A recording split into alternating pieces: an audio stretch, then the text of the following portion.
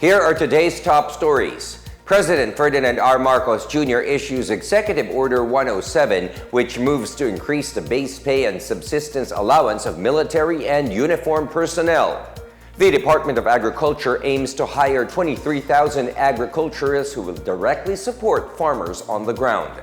The Department of Labor and Employment delivers 2 billion pesos under the Tulong Panghanap Buhay sa Ating Disadvantaged Displaced Workers program to calamity-hit areas these past months. The Land Transportation Office warns taxi drivers against selecting passengers or demanding fares beyond the metered rate as the agency intensifies its operation ahead of the holiday rush.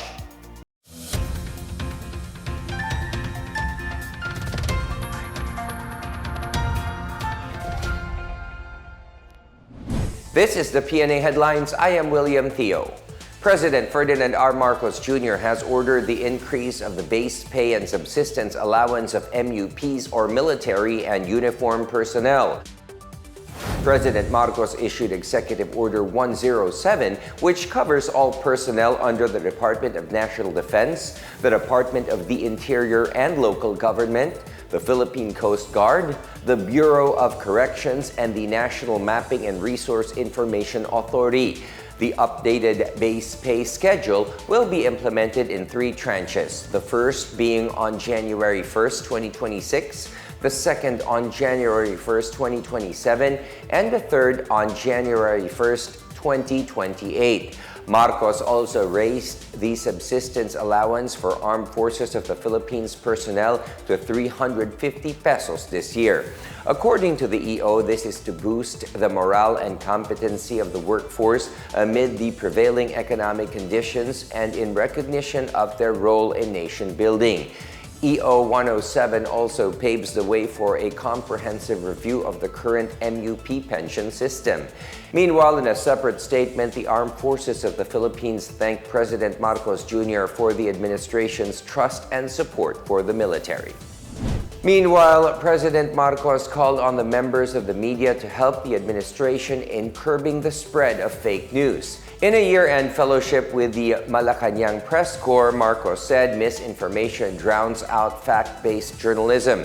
He said fake news on social media has become a threat that distorts public opinion through sensationalized and fabricated narratives and conspiracy theories. Marcos said journalists' credibility and institutional roles are keys to developing an informed citizenry that can filter out false and manipulative content. He stressed the need for strengthened collaboration between the government and media to counter misinformation. The Department of Agriculture seeks to hire at least 23,000 agriculturists as extension workers who could provide direct support to local farmers. This as the Professional Regulation Commission announced that 6,678 out of 9,742 examinees passed in the November Agriculturists Licensure Examination. Agriculture Secretary Francisco Q. Laurel Jr. said the DA is coordinating with the Commission on Higher Education to ensure curriculum alignment and match its demand for more personnel. He also sought to reinstate agriculture and veterinary courses in state universities and colleges. Q. Laurel said having extension workers on the ground will allow for real-time data gathering and improve feedback on field issues such as delays in the distribution of seeds and other agricultural inputs and the price of palay. He expressed confidence in the Marcos administration's support for potential government agriculturists.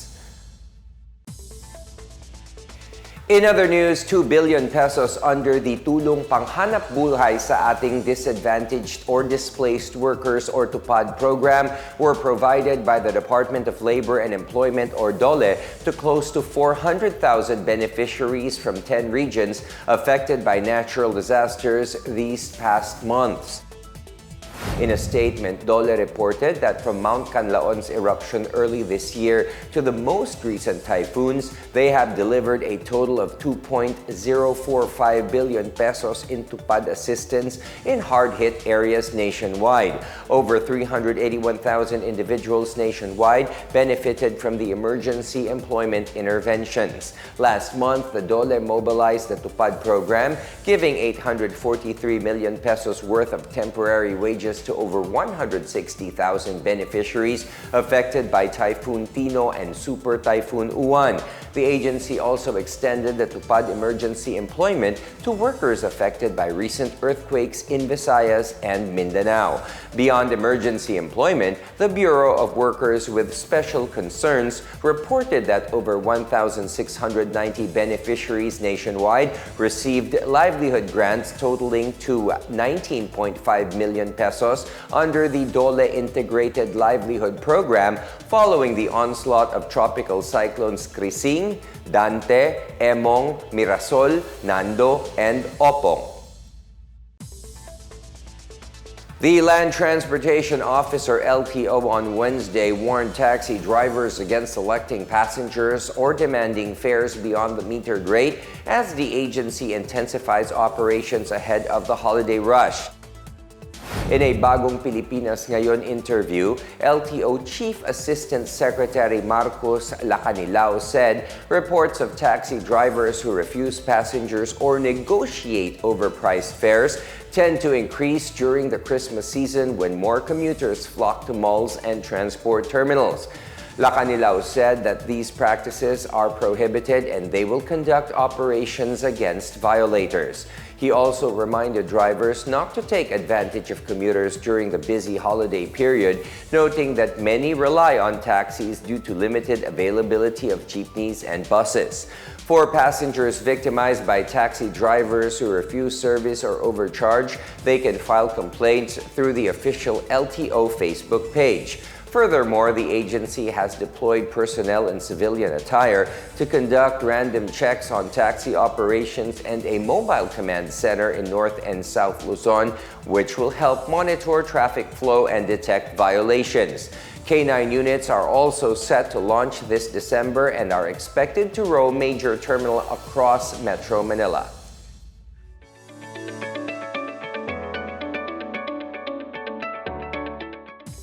In our business news, the Department of Trade and Industry or DTI is urging consumers in Western Visayas to buy certified and product standard compliant Christmas lights and fireworks to enjoy this coming holiday season.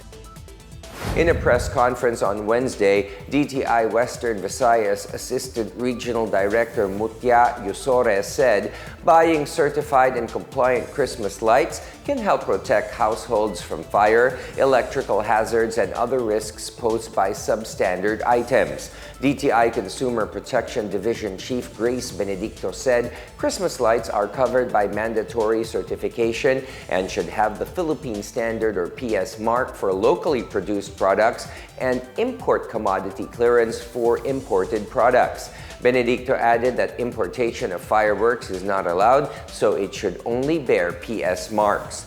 There are 14 local brands of fireworks certified by the Bureau of Philippine Standards. Across the region, DTI has monitored 172 types of Christmas lights, considering brand description and serial numbers in 46 stores, and they were found to have complete markings. The agency also warned sellers that they will be fined 25,000 pesos and their products confiscated once they are caught displaying uncertified items.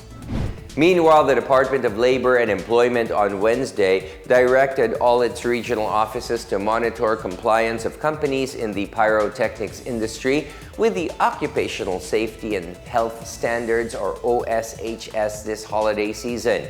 In a labor advisory number 18, the DOLE orders the strict monitoring of companies engaging in manufacture, distribution, and sale of pyrotechnics of their compliance with Republic Act 11058 or the Occupational Safety and Health Law. The agency also reminded private companies to comply with the law to ensure a safe and healthful workplace for all workers. Likewise, the regional offices must submit the list of monitored companies to the Bureau of Working Conditions until the middle of January 2026. At the same time, the DOLE has started inspection of high-risk workplaces to reinforce worker safety.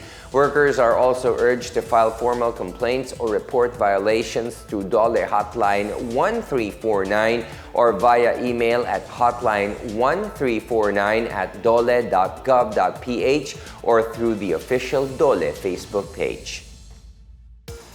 And those are the latest and the biggest stories from the Pna Headlines. For more news updates, visit our website pna.gov.ph or our Facebook and X account, Philippine News Agency. You may also watch the Pna Headlines through the Philippine News Agency's YouTube account and via the News and Information Bureau website under PNA News. Stay with us for more news updates. It is 21 days before Christmas. And remember, let us let the days before Christmas be a reminder to slow down, breathe deeply, and cherish what matters most. I am William Theo. This is the Pna Headlines, bringing you stories that unite the nation.